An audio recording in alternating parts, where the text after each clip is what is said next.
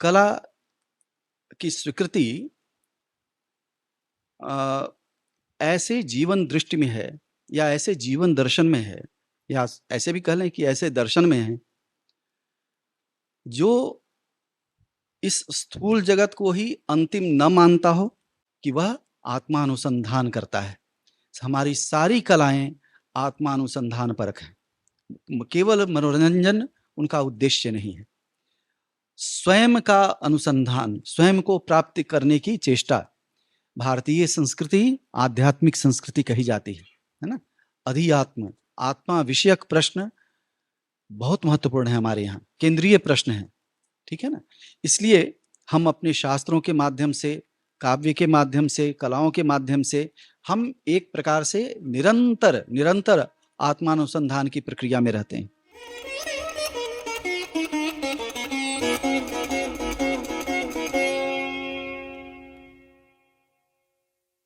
आंगिकं भुवनं यस्य वाचिकं सर्ववाङ्मयम् आहार्य चंद्र तारादिम तम नुमः सात्विकम शिवम। भारत सदैव सौंदर्य से आपूरित देश रहा है, प्राकृतिक दृष्टि से भी और विचार की दृष्टि से भी। और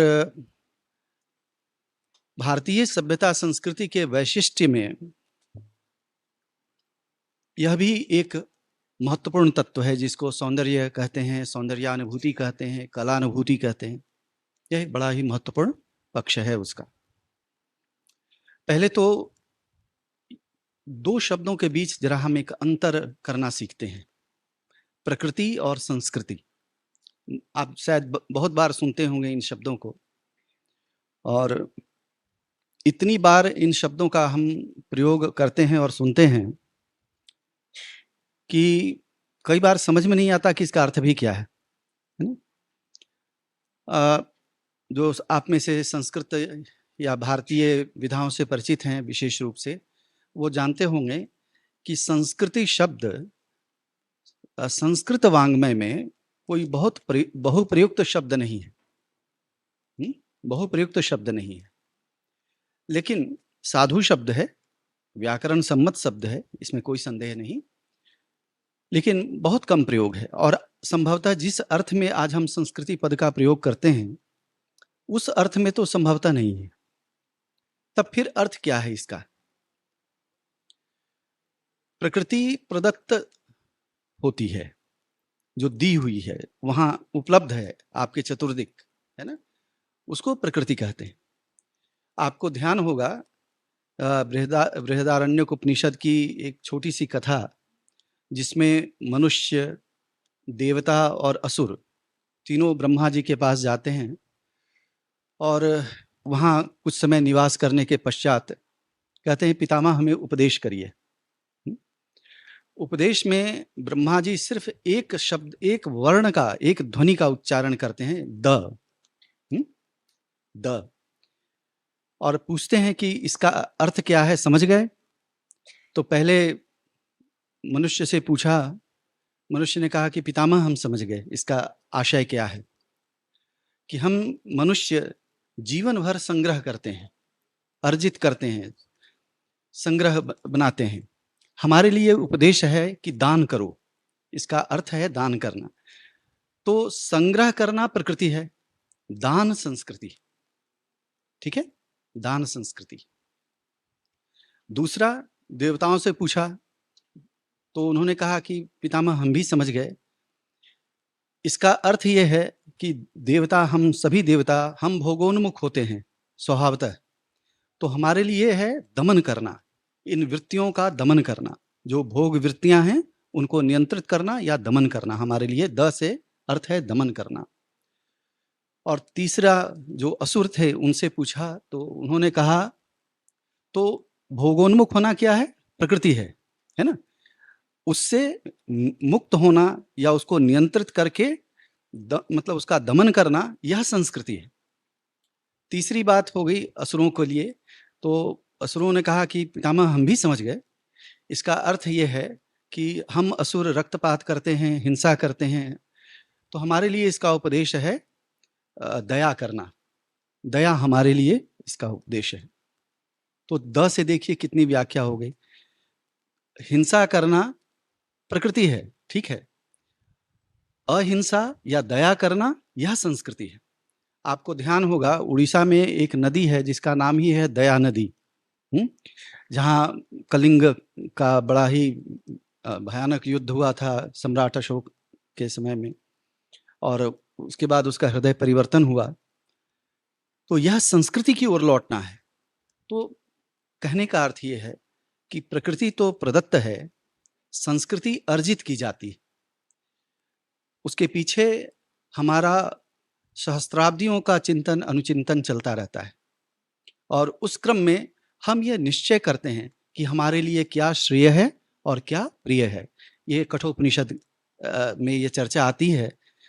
यम नचिकेता संवाद में आप जानते होंगे, श्रेय और प्रिय की चर्चा आती है। तो श्रेय वह है जो हमें करना चाहिए, और प्रिय वो है जो हम करना चाहते हैं। तो इन दोनों में अंतर करना एक तो विवेक बुद्धि का कार्य है, और उसमें भी श्रेय का आचरण करना यह संस्कृति है। तो संस्कृति सहस्त्राब्दियों में अर्जित की जाती है। हमारे पूर्वजों ने, हमारे आचार्य परंपरा ने जो निर्मित करके हमें दिया है वह हमारे लिए संस्कृति है, और उस मूल्य बोध के साथ, उस सांस्कृतिक बोध के साथ हम उत्तरोत्तर आगे बढ़ते रहें, उसका विस्मरण न हो। इसलिए भी हमें ऐसे अवसरों की आवश्यकता पड़ती है कि जिसमें हम उसका पुनर्मूल्यांकन करते रहें, उनका स्मरण करते रहें। कला दर्शन, शायद आप लोगों ने सोचा होगा कि ये फिलॉसफी ऑफ आर्ट पर कुछ व्याख्यान करना चाहिए। असल में कला के मूल में तो दर्शन के तत्व हैं, दार्शनिक विधाएं हैं, और विशेष रूप से ऐसी विधाएं जिनको हम तांत्रिक दर्शन कहते हैं, तांत्रिक विधाएं कहते हैं, वो इसके मूल में होती हैं। लेकिन दुर्भाग्य यह भी है कि शायद हमने तंत्र का एक बड़ा ही विकृत अर्थ ग्रहण कर लिया है, ब्लैक मैजिक जैसा है, और इसके कारण हमारा ध्यान उस विशाल वांग्मय पर, जो हमारा ही साहित्य है, किसी विदेशी का तो रचा हुआ है नहीं, उसकी ओर कम जाता है, क्योंकि एक भ्रामक दृष्टि हमारी उसके प्रति बन गई। तो उसका भी निराकरण आवश्यक होता है, क्योंकि तंत्र वांग्मय के अध्ययन के बिना भारतीय कला शास्त्र या भारतीय वाक तत्व पर विचार संभव नहीं है। तो भारतीय कला को विकसित करने में तंत्र ने बहुत बड़ा योगदान दिया, और यह तंत्र जो अपने ग्रंथों में है वह तो है ही, तांत्रिक ग्रंथ जो हैं, बौद्ध ग्रंथ, उनमें भी जो वज्रयान आदि की चर्चा आप पढ़ते होंगे, बौद्ध कलाओं की जो इतनी उन्नति हुई है वह भी इसी कारण से है कि उसके पीछे इस बौद्ध तंत्र का बहुत बड़ा योगदान रहा। जरा हम विचार करें कि ऑक्सीडेंटल, जिसको पाश्चात्य कहते हैं, उसमें कला को, सौंदर्य को हम क्या समझते हैं? कला सौंदर्य को, सौंदर्य उसको कहा जाता रहा, ये प्लेटो से आगे तक भी ये चर्चा चली कि एक सिमिट्री होनी चाहिए, समरूपता होनी चाहिए। किसमें? जो मैटर है और फॉर्म में, मैटर और फॉर्म में एक सिमिट्री होनी चाहिए, एक समरूपता होनी चाहिए, और इन दोनों के बीच एक हार्मनी बनेगा, तभी जाके कोई वस्तु सुंदर कहलाएगी, कलात्मक कहलाएगी।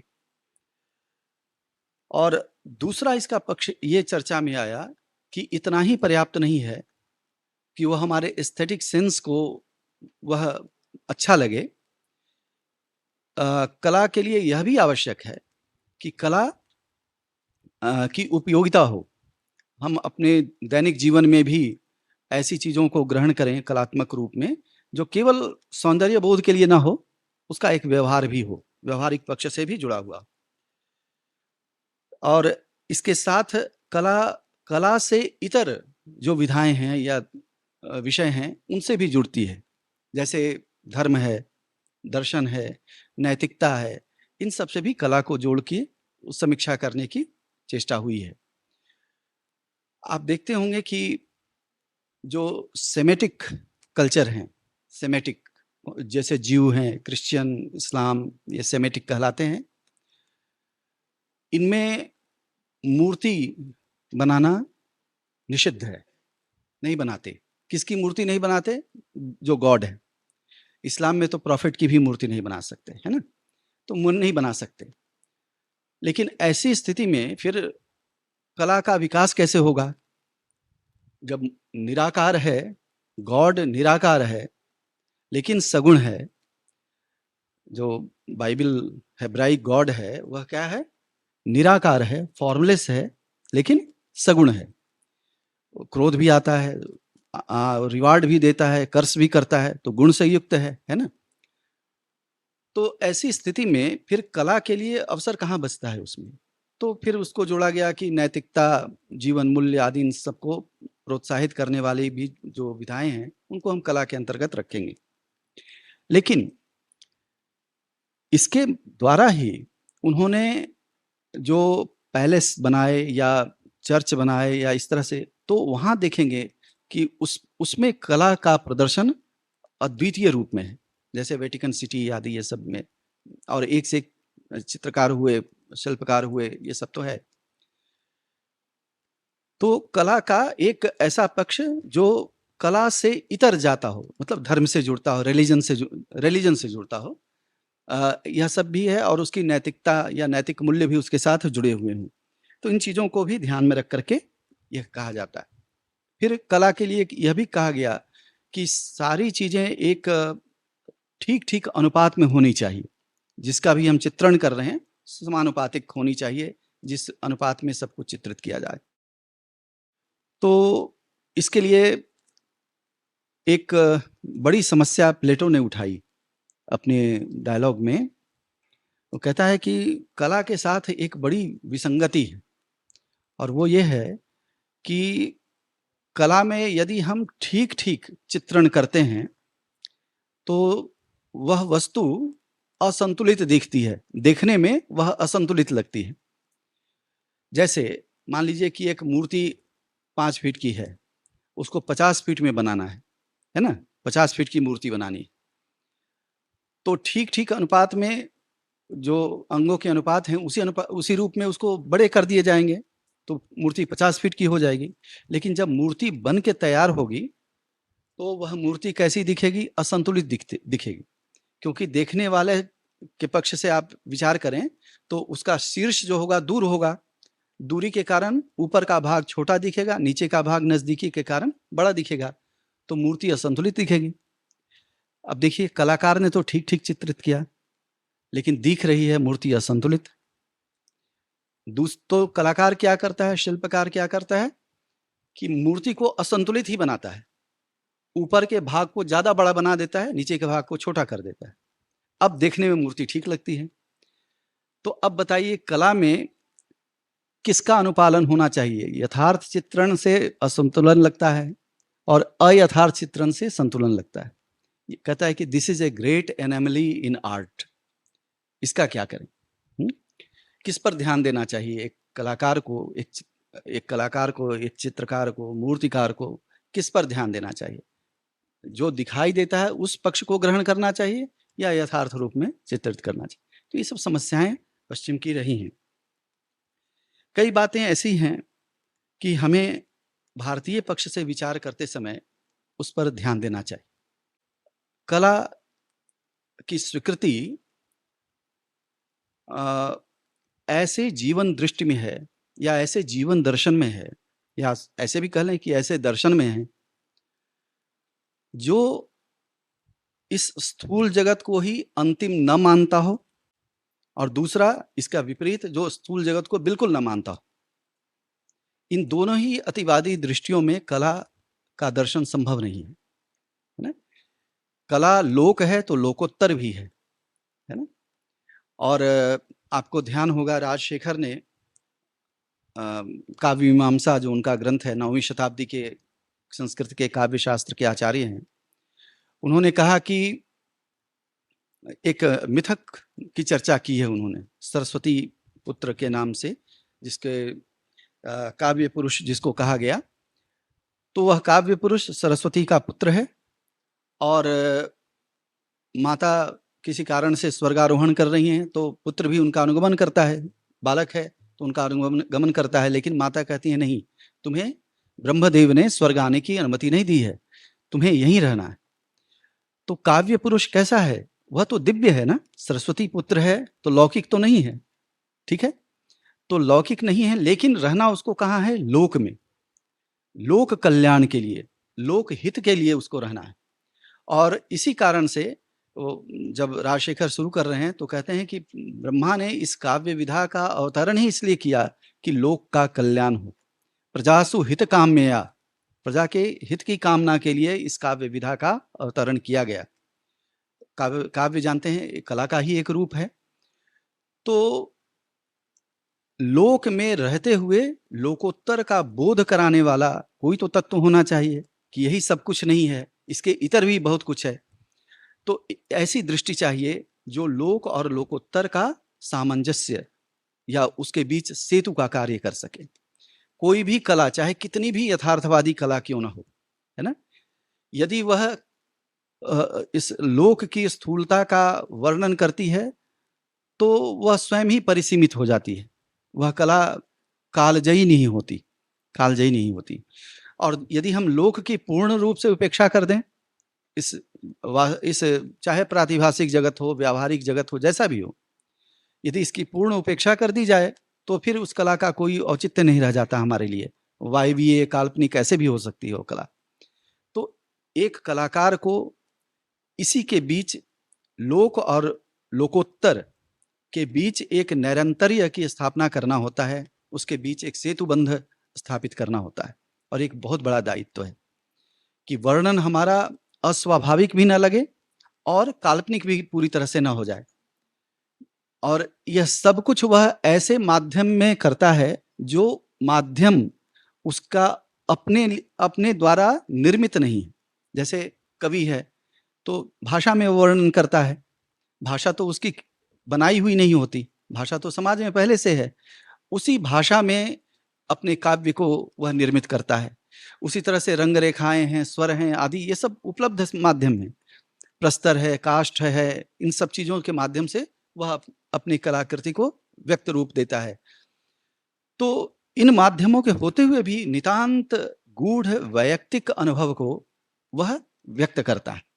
तो इन चीजों को ध्यान में रखना पड़ता है। दूसरी बात यह है, तो ऐसे दर्शन जिनमें लोक की भी स्वीकृति हो और लोकोत्तर की भी स्वीकृति हो, उन्हीं दर्शनों में आप देखेंगे कि कला का दर्शन, कला का सिद्धांत भी पुष्ट हुआ है। और उसमें एक बड़ा स्थान काश्मीर शैव दर्शन का है। काश्मीर शैव दर्शन तो एक प्रकार का नाम हमने दे दिया आधुनिक काल में, इसको त्रिक दर्शन या प्रतिभिज्ञा दर्शन कहते हैं। कश्मीर के सारे आचार्य हैं, इसलिए एक नाम दे दिया गया। जेसी चटर्जी की किताब छपी पहली बार तो उन्होंने काश्मीर शैविज्म नाम दे दिया। अब उसी का अनुकरण होते होते काश्मीर शैव दर्शन लोगों ने कहना शुरू कर दिया, अन्यथा इसका नाम त्रिक है अथवा प्रतिभिज्ञा दर्शन है। तो वहाँ यह बहुत महत्वपूर्ण ढंग से, चूंकि वह तांत्रिक स्रोत से आने वाला दर्शन है, तंत्र के पक्ष से, तो उसमें लोक और लोकोत्तर दोनों की संभावना है, दोनों की व्याख्या है और एक निरंतरता में व्याख्या है। सबसे बड़ी चीज ये भी है, ऐसा नहीं कि लोक अलग है और लोक से इतर बिल्कुल पृथक है, एक निरंतरता है दोनों में।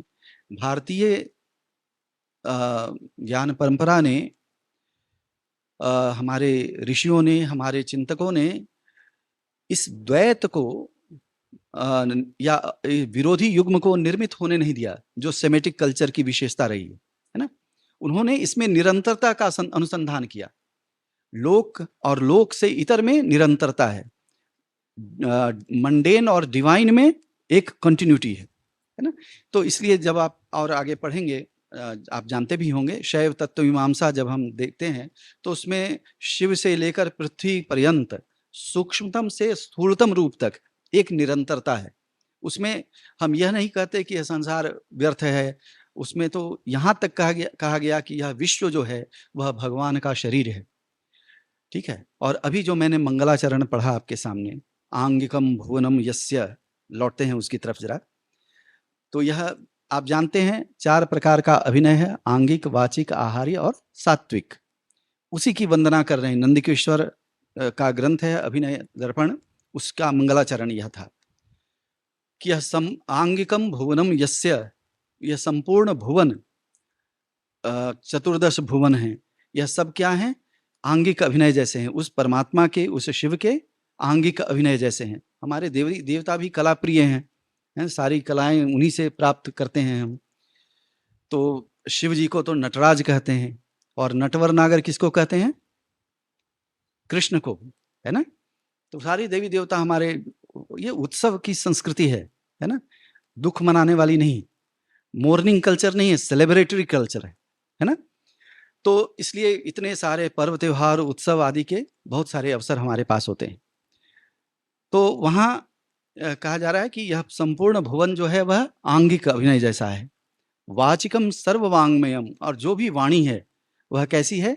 वाचिक अभिनय है, वाणी से जो हम अभिनय करते हैं उसके जैसा है। संपूर्ण वाणी वाचिक अभिनय है। सर्ववांगमयम, आहार्य मतलब ड्रेस, कॉस्ट्यूम। तो आहार्य क्या है? चंद्र तारा, जितने भी चंद्र तारा सूर्य आदि जो भी हैं वह सब आहार्य हैं, उसके ड्रेस हैं। और तम नुमः सात्विकम शिवम, और शिव स्वयं कैसे हैं? सात्विक है ना। उस शिव को जो चारों प्रकार के अभिनयों का प्रयोक्ता है और यह निरंतर चलता है अभिनय, उस सात्विक शिव को हम नमन करते हैं, उनको नमन करते हैं, उनको प्रणाम करते हैं। तो कला को कोई केवल स्थूल या केवल एक मनोरंजन का साधन हमने अपनी संस्कृति में नहीं समझा, है ना। देखिए, एक कलाकार 3 स्तरों पर कला से अन्वित होता है। कैसे? तो एक तो उस कला से वह अपनी आजीविका अर्जित करता है ना, जिस कला में भी है, संगीत है, नृत्य है, वादन है, जो भी है। चतुष्षष्ठी कलाएं कही गई हैं, 64 कलाएं। और ललित विस्तर जो बौद्ध महायान का ग्रंथ है, महायान बौद्ध का ग्रंथ है, उसमें तो यह संख्या 86 तक चली जाती है। तो इतना विस्तृत कला शास्त्र है भारत का। तो कलाकार जिस किसी भी कला के पक्ष से जुड़ा हुआ है, एक साथ 3 स्तर उसके हैं। ये त्रिस्तरीय उसका संलग्नता है, उसका एसोसिएशन है आर्ट के साथ।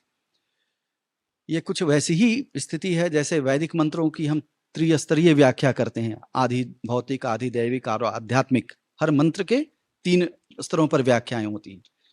तो यहाँ भी देखिए क्या है कि कलाकार जो होता है वह उससे अपनी आजीविका अर्जित करता है, जिसमें वह स्किल्ड है, जिसमें उसकी दक्षता है। कला का एक अर्थ यह भी है, दक्षता।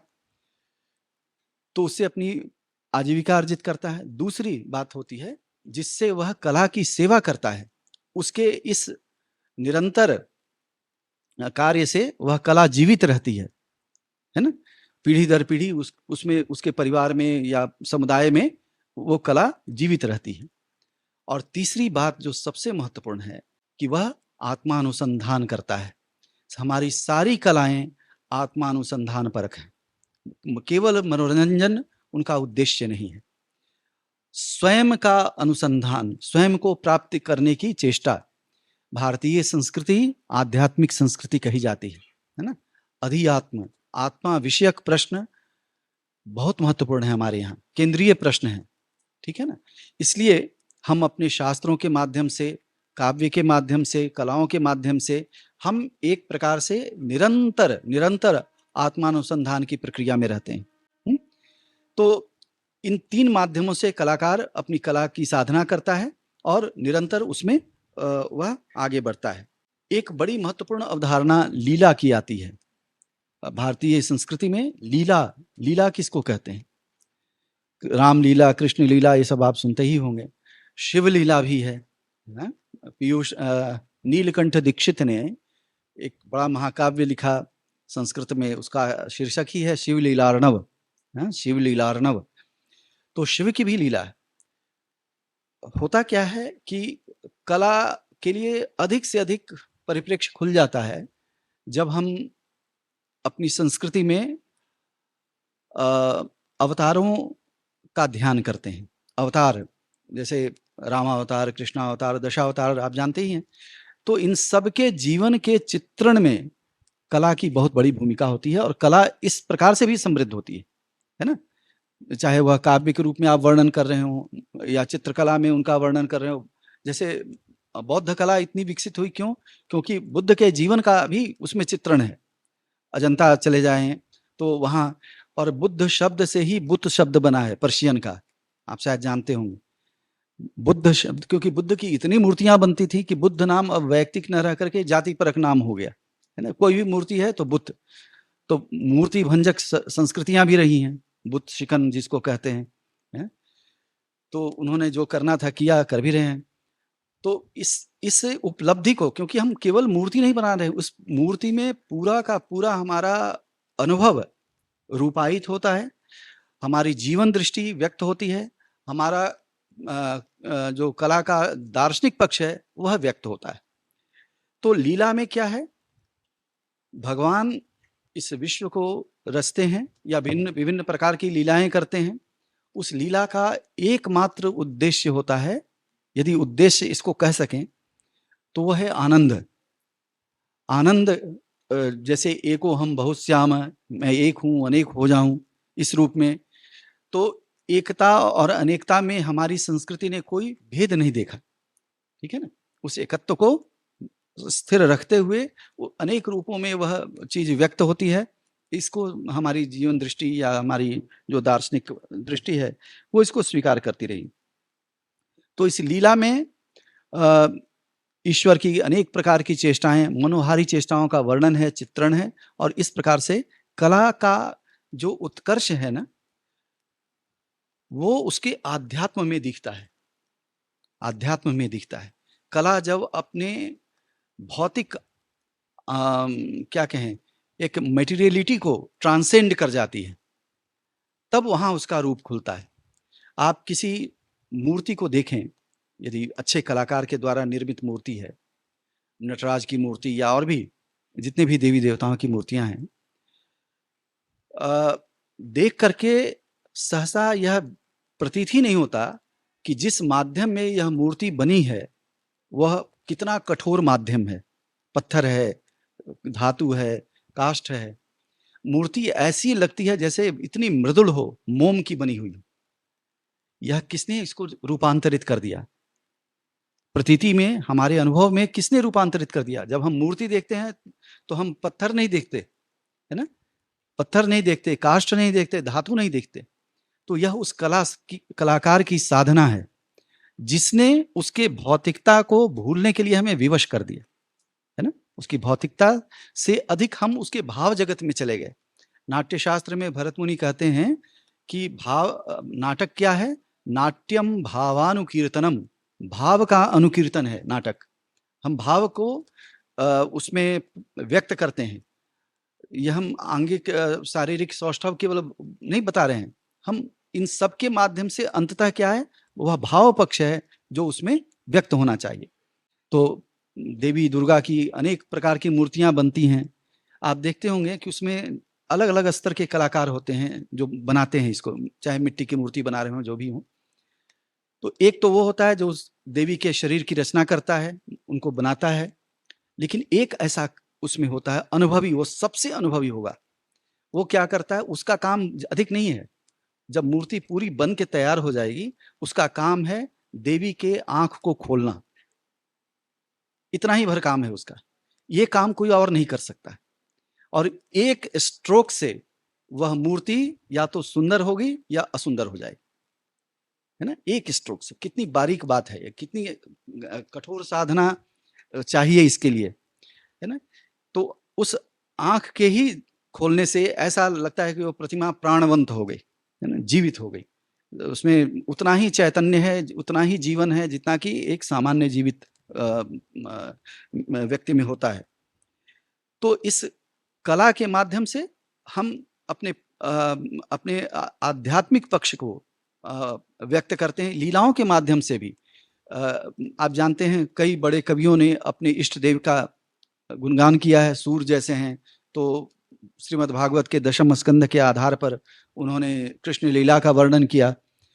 तो लीला का वर्णन आह्लादकारी वर्णन, लीला होती है इसीलिए भगवान के पक्ष से भी भगवान भी आनंद का उपभोग करता है, भक्त भी उसकी रचना करने में उसी स्तर का आनंद लेता है। हमारे भीतर जो चित्त शक्ति और आनंद शक्ति है, कला उसी की अभिव्यक्ति है, कला उसी की अभिव्यक्ति है। तो इस प्रकार से अच्छा, दूसरी तरफ हम किसी प्राचीन मंदिर, उत्तर भारत में तो अब बच ही कम गए, दक्षिण में अभी भी जो हमारे प्राचीन स्थापत्य के अनुसार जो मंदिर बने हुए हैं, आप ध्यान देके एक बार देखिएगा। दो अनुभवों की बात कर रहा हूं, एक तो मंदिर के शिल्प की और उसमें प्रवेश करने का जो अनुभव है। एक तो जो मंदिर बने होते हैं, 5 द्वार पार करके आप देवता का, जहां जो विग्रह है देवता का या देवी का, उस गर्भगृह में पहुंचते हैं। 5 द्वार, 5 द्वार क्यों? ये पंचकोश है, अन्नमय कोश, प्राणमय कोश, मनोमय कोश, विज्ञानमय कोश, आनंदमय कोश, और इसके परे जैसे आत्मा है वैसे ही वहां देवता है बैठा हुआ, है ना।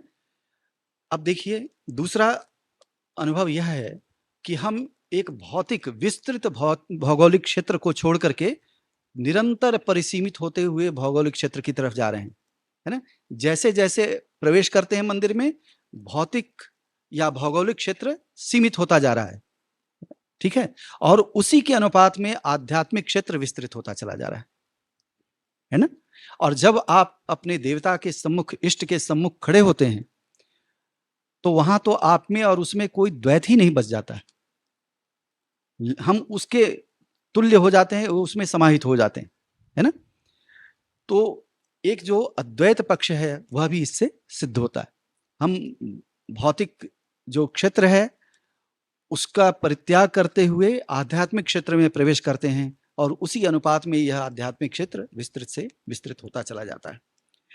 तो इस प्रकार से ये कला हमारे यहाँ कार्य करती है। और ये ध्यान रखिएगा जब भी कि कई प्रकार से अपने यहाँ बड़ी गंभीर दार्शनिक चर्चा है, मैं केवल संकेत दे रहा हूँ आपको, और आप शायद बहुत लोग तो आप तो जानते ही हैं, मैं ऐसा नहीं कुछ नई चीज कह रहा हूँ आपसे, लेकिन कला के माध्यम से भी तत्व मीमांसा की जाती है, जैसे निवृत्ति कला, प्रवृत्ति कला, निवृत्ति कला, शांता कला, शांतातीता कला आदि, इनके माध्यम से भी संपूर्ण विश्व की व्याख्या की जाती है। दूसरा पक्ष यह है कि कला के लिए एक ग्रंथ है शिव सूत्र, ये काश्मीर शैव दर्शन का ग्रंथ माना जाता है, और वहां 36 तत्व हैं। काश्मीर शैव दर्शन के अनुसार 36 तत्व हैं। तत्व समझते हैं, ऑन्टोलॉजिकल प्रिंसिपल्स, एलिमेंट्स जो कह लें उसको। तो अभिनव गुप्त जो बहुत बड़े आचार्य हैं काश्मीर शैव दर्शन के, कला शास्त्र, बल्कि कला के तो जितने बड़े आचार्य आपके हैं वो सब कश्मीर से आते हैं। तो शायद कश्मीर का महत्व अब हमें समझ में आता होगा कि कश्मीर को विस्मृत करने का क्या दुष्परिणाम हुआ या हो सकता था आगे भी, है ना। आप वह सर्वज्ञ पीठ है भारत का, एक ही मात्र है वहां, पूरे देश में एक ही सर्वज्ञ पीठ है, और वो कश्मीर में था, है ना। अब तो ध्वस्त हो रहा है सब जगह। जो कृष्ण गंगा नदी है उसके तट पर देवी शारदा का मंदिर था, जो अब उस तरफ है, देखते हैं कब उसका भी अवसर आता है, ठीक है ना। तो शारदा क्षेत्र, शारदा मंडल कश्मीर को कहते हैं, ठीक ना। तो इस दृष्टि से वहां सर्वज्ञ पीठ था। और देखिए कहाँ शंकराचार्य हैं केरल के, वो चल करके कश्मीर पहुंचते हैं, और उनके लिए शारदा मंदिर का जो दक्षिण द्वार है वह खोला जाता है, और उनको वह प्रतिष्ठा मिलती है कि सर्वज्ञ पीठ पर आसन ग्रहण कर सकें, क्योंकि वह देश का सर्वोपरि पीठ माना जाता है विद्वता की दृष्टि से, अध्यात्म ज्ञान आदि की दृष्टि से। तो वहाँ उनको वह स्थान मिलता है। तो कश्मीर तो सब दिन से हमारे ज्ञान विज्ञान का केंद्र रहा है, और विशेष करके कला का दर्शन, कला का सिद्धांत मुख्यतः कश्मीर के आचार्यों ने ही हमें दिया है। और अभिनव गुप्त से पूर्व भी जैसे आनंदवर्धन है, कुंतक हैं, रुय्यक हैं, इन सब ने कला को विस्तृत रूप में हमारे यहाँ हमारे सिद्धांत के रूप में प्रस्तुत किया है। तो उस शिव सूत्र में पहले ये देख लें कि 36 तत्व हैं। ठीक इसी के आधार पर जब अभिनव भारती, अभिनव गुप्त लिख रहे हैं जो नाट्यशास्त्र की टीका है, नाट्यशास्त्र पर एकमात्र उपलब्ध टीका है, संपूर्ण टीका, तो उसमें वह कहते हैं कि जैसे 36 अध्यायों में, नाट्यशास्त्र में 36 अध्याय हैं, 36 अध्यायों में भरत मुनि ने इस नाट्य जगत की रचना की है, वैसे ही 36 तत्वों से परमेश्वर शिव ने इस जगत की रचना की। तो एक समानांतर चिंतन इसके भीतर दिखता है हमें। तो नाट्य में और जगत में एक साम्य है, निरंतरता है। अभिनव गुप्त तो ये भी आपसे कहते हैं कि जो लोग यह कहते हों कि जो थिएटर के भीतर जो कुछ मंचन चल रहा हो, जो लोग ये कहते हैं कि यह अयथार्थ है, यह कल्पित है, तो अभिनव गुप्त पूछते हैं कि थिएटर के बाहर जो संसार है वही कौन सा सत्य है ना? वह भी कल्पित है, व्यावहारिक है। ठीक है, तो यह इतनी संलग्नता, इतनी दृढ़ता कला अनुभूति के लिए है। और आप जानते हैं कला अनुभूति या रसानुभूति को ब्रह्म स्वाद सहोदर कहा गया है ना, ब्रह्म स्वाद सहोदर। अभी हम चर्चा कर रहे थे लोक और लोकोत्तर की, यही इसकी लोकोत्तरता है। वह भौतिक चीजों से निर्मित होता है अवश्य, लेकिन उसका जो आस्वाद है वह अलौकिक है, अलौकिक चरवणारूप है, उसका आस्वादन अलौकिक है। तो जगत और नाट्य में एक समानांतर पक्ष वहां प्रस्तुत किया गया है। शिव सूत्र है ना, जो शैव दर्शन का ग्रंथ है, उसमें 3 सूत्र बड़े सुंदर ना हमारी इस चर्चा के प्रसंग में बड़े अच्छे दिख रहे हैं। तो उनको मैं उद्धृत करना चाहता हूं आपके साथ कि एक नाट्य तो वह है जो बाहर हम देख रहे हैं। हम सभी अपनी अपनी भूमिकाओं को धारण करके उसके जैसा आचरण करते हैं बाहर जगत में, है ना। कब आचरण करते हैं? एक नट की तरह। नट क्या करता है? जो एक्टर, नट का मतलब एक्टर डांसर दोनों होता है, वह क्या करता है? अपने को विस्मृत करके, अपने स्वरूप का गोपन करके जो भूमिका उसको दी जाती है, जो कैरेक्टर है, उसके अनुसार वह आचरण करता है मंच पर। ठीक है ना। तो शेक्सपियर ने तो यह बहुत बाद में लिखा, 16वीं शताब्दी की, all the world is a stage. यहाँ तो देखिए दर्शन है उसका पूरा आपके यहाँ। तो शिव सूत्र में कहते हैं कि नर्तक आत्मा, आत्मा कैसा है? नर्तक है। आत्मा क्या कर रहा है यहाँ? अपने स्वरूप का गोपन करके भिन्न भूमिका को धारण करके उसके जैसा आचरण कर रहा है, जो हम सभी हैं। दूसरा है रंगो अंतरात्मा, और जो अंतरात्मा है वह रंगमंच की तरह है। आत्मा नर्तक, डांसर है ना, अभिनय करने वाला, और अंतरात्मा क्या है? स्टेज है, it is like a stage. फिर दर्शक भी चाहिए इसके लिए। तो दर्शक कौन है? ये सब भीतर नाट्य चल रहा है, बाहर तो एक व्यवस्था दी गई, भीतर हमारे आत्मा नर्तक है, अंतरात्मा रंगमंच है, प्रेक्षकाणी इंद्रियाणी, और जो हमारी इंद्रियां हैं वही दर्शक हैं। तो जो नाट्य बाहर चल रहा है वही भीतर भी निरंतर उसका संचालन हो रहा है। तो इस प्रकार से हमारे यहाँ कला का दर्शन, कला का एक पक्ष है उसकी अपूर्वता। आपको ध्यान होगा प्लेटो ने कला की आलोचना ही इसलिए की थी कि कला इमिटेटिव होती है ना। रिपब्लिक बुक 10 में ये चर्चा आती है, literature is thrice removed from reality. ये सब चर्चा काफी विस्तार से कर, तो उसमें अभी नहीं जाते उतना विस्तार में। लेकिन कला को ज्ञान की दृष्टि से या नैतिकता की दृष्टि से वह स्वीकृति नहीं है ग्रीक के संदर्भ में, प्राचीन ग्रीस के संदर्भ में। मैं समझता हूं कि प्लेटो को इसके लिए ज्यादा ही उसकी आलोचना कर दी गई है। प्लेटो ऐसा है नहीं। प्लेटो पहली बात तो यह कि प्लेटो पश्चिम का है नहीं, यह भी ध्यान रखना चाहिए आप, है ना। प्लेटो को प्लेटो या प्राचीन ग्रीस को उसका पश्चिमीकरण किया गया रिनेसा में, 14वीं शताब्दी के बाद, क्योंकि रिनेसा का सोर्स क्या था? यही प्राचीन ग्रीस का ज्ञान विज्ञान, है ना। तो उसका एक पश्चिमीकरण या पश्चिमी संस्करण तैयार किया यूरोप के विद्वानों ने। वो इसी ओरिएंटल कल्चर के पार्ट थे। ओरिएंटल क्या कहते हैं, इंडोलॉजिस्ट कहते हैं ओरिएंटल कॉन्टिन्यूअम। तो जो पौर्वात्य संस्कृति है उसी के जैसे प्लेटो और एरिस्टोटल ऐसी कोई बात नहीं कहते जो आपको बहुत विचित्र लगे, और ये डिबेट उनके अपनी ट्रेडिशन में है। ऐसे बहुत सारे विद्वान हैं, टी.एस. एलियट जैसे, वो कहते हैं हमारी सभ्यता संस्कृति होमर से नहीं शुरू होती, वर्जिल से शुरू होती है। वर्जिल जो रोमन पोएट है ना, तो उसके मूल में रोमन कल्चर है, ना कि ग्रीक कल्चर। खैर, तो प्लेटो जो कला की इतनी कठोर आलोचना करता है वो सिर्फ इसलिए कि कला अपने लक्ष्य से भटक न जाए, है ना। उसका उद्देश्य केवल मनोरंजन या स्थूलता इन सब को बताना न रह जाए, है ना। तो इसलिए उसकी इतनी कठोर आलोचना उसने की है। तो एक वह प्रथम कला समीक्षक भी है, प्रथम साहित्य का आलोचक भी है। तो इस दृष्टि से उसका महत्व अपनी जगह पर है। हमारे यहाँ क्या कहते हैं कि हम इमिटेट नहीं करते। इमिटेट किसको करते हैं? इमिटेट तो आप जिसको आपने देखा है प्रत्यक्ष, आप उसी का अनुकरण कर सकते हैं। राम और कृष्ण को किसने देखा है? कैसे अनुकरण संभव है ना। तो ये भरत मुनि ये आपके सामने ये पक्ष रख रहे हैं और अभिनव भारती में विस्तार से इस पर चर्चा है कि, और अनुकरण वैसे भी वो हास्य उत्पन्न करेगा। एक का आप नकल उतारते हैं, आपको ध्यान ये भी होगा कि नाट्य शास्त्र के अंत में जो भरत पुत्र हैं, क्योंकि वहां कहा गया कि नाट्य के प्रयोक्ता कौन हो सकते हैं, तो कहते हैं कि ये देवता तो हो नहीं सकते नाट्य का प्रयोग करने वाला। जब नाटक खेला जाने वाला है तो पात्र चाहिए ना, नट चाहिए, अभिनेता चाहिए। तो देवता उसके उपयुक्त नहीं है।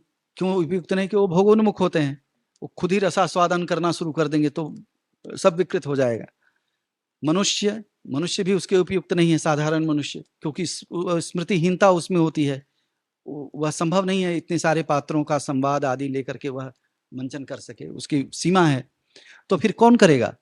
कला के लिए आवश्यक क्या है कि एक तरफ संलग्नता हो, डीप एसोसिएशन हो अपने पात्र के साथ, है ना, कैरेक्टर के साथ, और उतनी ही तटस्थता भी हो, उतना ही डिसोसिएशन भी हो। नहीं तो आप संवाद भूल जाएंगे। वो प्रिंस हैमलेट का रोल करेगा कोई, वो पागल हो जाता है। शेक्सपियर के नाटक में प्रिंस हैमलेट जो है पागल हो जाता है, और पागल वह है, लेकिन उसको यह बोध है कि मंच से बाहर नहीं जाना है, किसी का सर नहीं फोड़ना उतर के, ठीक है। तो मर्यादा भी है और उसकी तटस्थता है, वो दोनों चीजें। तो ऐसी योग्यता केवल ऋषि में होती है। इसीलिए इन ऋषि पुत्रों को चुना गया नाटक के प्रयोग के लिए। और अंत तक इस विधा का जब अवमूल्यन दिखाया जाता है तो देखते हैं अंतिम अध्याय में हम कि ये भरत पुत्र जितने भी हैं नाट्य के प्रयोक्ता, वो ऋषि मुनियों की नकल उतार रहे हैं, ठीक है ना, दाढ़ी वाड़ी लगा करके, कमंडल लेकर के, जो भी होगा, है ना। अभी इससे ऋषि मुनि बड़े नाराज हो जाते हैं और उनको शाप दे देते हैं, नट शाप, ये अध्याय है। यह सब इसलिए है कि कला की जो एक गरिमा है, उसकी जो एक लोकोत्तरता है, उसको संरक्षित रखा जाए, उसका अवमूल्यन न हो, ठीक है ना। तो इस दृष्टि से उसमें तो अब यहाँ हमारे यहाँ का क्या कहा गया कि हम अनुकरण नहीं कर रहे हैं। अनुकरण किसका किया जाता है? देखिए, अनुकरण जो फैक्चुअल चीजें हैं, तथ्यात्मक हैं, उनका आप अनुकरण करते हैं। जैसे भारत में कई प्रकार की परंपराएं हैं अलग अलग क्षेत्रों की, तो जहाँ का आप वर्णन कर रहे हैं तो वहाँ की परंपराओं का वर्णन करेंगे। जैसे नृत्य शैली है भरतनाट्यम और भांगड़ा, तो एक पंजाब में है, एक दक्षिण में है, ऐसे मान लेते हैं थोड़ी देर के लिए। कोई नहीं कहेगा कि पंजाब का मूल नृत्य भरतनाट्यम है या तमिलनाडु का मूल नृत्य शैली भांगड़ा है, यह दोष हो जाएगा। तो कई बार लोक की परंपराओं का अनुकरण करना होता है, जो फैक्चुअल चीजें हैं उसको उसी रूप में बताना होता है। 4 वेद हैं तो 4 ही वेद लिखेंगे ना, 6 या 8 तो नहीं लिखेंगे, वो दोष हो जाएगा। तो इस प्रकार से अनुकरण वहीं संभव है जहां तथ्य हैं, तथ्यात्मक है। और दूसरी चीज क्या है कि अपूर्वता, अनुकीर्तन। इसलिए भरत मुनि ने किस शब्द का प्रयोग किया? अनुकीर्तन। अनुकीर्तन जाति रूप होता है, अनुकरण व्यक्ति रूप होता है, ये अंतर है दोनों में। तो इन्होंने कहा कि अपूर्व वस्तु निर्माण क्षमा प्रज्ञा। प्रज्ञा उसी को अपूर्व वस्तु की निर्माण करने वाली प्रज्ञा को क्या कहते हैं? प्रतिभा कहते हैं। कला की सृष्टि यही प्रतिभा करती है। अपूर्व का अर्थ हुआ उसके जैसा न पहले था कभी कोई, न बाद में होगा। तो हम अनुकरण नहीं कर रहे हैं, हम जो उपलब्ध सामग्री है उससे एक अपूर्व सृष्टि कर रहे हैं, अपूर्व निर्माण कर रहे हैं, और यही कलाकार की नवीनता है, उसकी क्रियाशीलता है और इसी में उसकी साधना है। बहुत बहुत धन्यवाद आपका। नमस्कार। सर मेरा क्वेश्चन है कि सनातन संस्कृति और कला के संयोग से क्या पुनः तंत्र का लोक में उत्थान हो सकता है और इसके क्या क्या साधन हैं? अपने शास्त्रों में कलाकार के लिए साधक, मंत्रिण, योगिन जैसे शब्द भी प्रयुक्त हुए हैं। तो कला स्वयं में एक योग का रूप है, कला योग, है ना, जिसके लिए कुछ विद्वानों ने इस ओर संकेत भी किया। उदाहरण के लिए आनंद कुमार स्वामी एक कला समीक्षक हुए हैं 20वीं शताब्दी में, बहुत बड़ा नाम है। भारतीय कला को विश्व स्तर पर प्रतिष्ठित करने में उनके लेखों का, उनके भाषणों का बहुत बड़ा योगदान है। और उनकी इच्छा भी थी कि इस ओर एक या इस पक्ष पर एक स्वतंत्र ग्रंथ लिखा जाए, जो अभी पूर्ण नहीं हुआ। तो आगे किसी विद्वान को यह कार्य लेना चाहिए अपने लिए और इसकी पूर्ति आवश्यक है। कला हमें चित्त की एकाग्रता की ओर ले जाती है ना। चित्त की एकाग्रता का मतलब ये है कि हम अपने भीतर भी देख सकते हैं, हमारे अंतर जगत का भी अवलोकन कर सकते हैं उसके माध्यम से। कला और योग के माध्यम से और उसके पीछे जो उसकी पृष्ठभूमि में जो तंत्र वाङ्मय है, अब ऐसे इसका दुष्प्रचार इतना ज़्यादा कर दिया गया है कि उस भ्रांति को दूर करने में ही बहुत समय लगेगा। और आजकल के कुछ जो व्याख्याता मैंने देखे हैं इस पर विचार करने वाले, उन्होंने और इस भ्रांति को और गहरा बना दिया। जो कुछ लोग कहते हैं कि तंत्र शब्द का अर्थ है जो तन से जुड़ा हुआ हो, है ना, तन से जुड़ा हुआ, जुड़ा है या जुड़ा है पता नहीं, ठीक है ना। तो यह कोई अर्थ नहीं है इसका, है ना। ये सारा अकादमिक प्रपंच है, अज्ञानता है। तन धातु है, तन का अर्थ है विस्तार। जो शास्त्र स्वरूप का विस्तार करना सिखाता है, अपने को विस्तृत रूप में अनुभव करने की प्रेरणा देता है, उस प्रक्रिया की व्याख्या करता है जिसमें हम संकुचित न रहें, व्यापक हमारा रूप रहे, उस शास्त्र का नाम, उस प्रक्रिया का नाम, उस ज्ञान का नाम तंत्र है ना। तो ब्लैक मैजिक आदि ये सब दिमाग से निकाल देने चाहिए, है ना। दूसरी बात यह है कि इसके माध्यम से निश्चित रूप से जब हम कला पक्ष की चर्चा करेंगे तो अनिवार्य रूप से तंत्र की भूमिका हमें समझ में आएगी, है ना। तंत्रों में इस जगत की उपेक्षा नहीं है और न ही इस जगत को एकमात्र कहा गया है कि यही स्थूल जगत ही सब कुछ है, ठीक है। तो इसके माध्यम से, कला के माध्यम से, तंत्र के माध्यम से हम उस ओर जो हमारा विशाल तंत्र वाङ्मय है उसकी ओर निश्चित रूप से हम उन्मुख होंगे और उसकी फिर एक अच्छी व्याख्या भी हम लोक में, समाज में प्रचारित कर पाएंगे। बहुत बहुत धन्यवाद।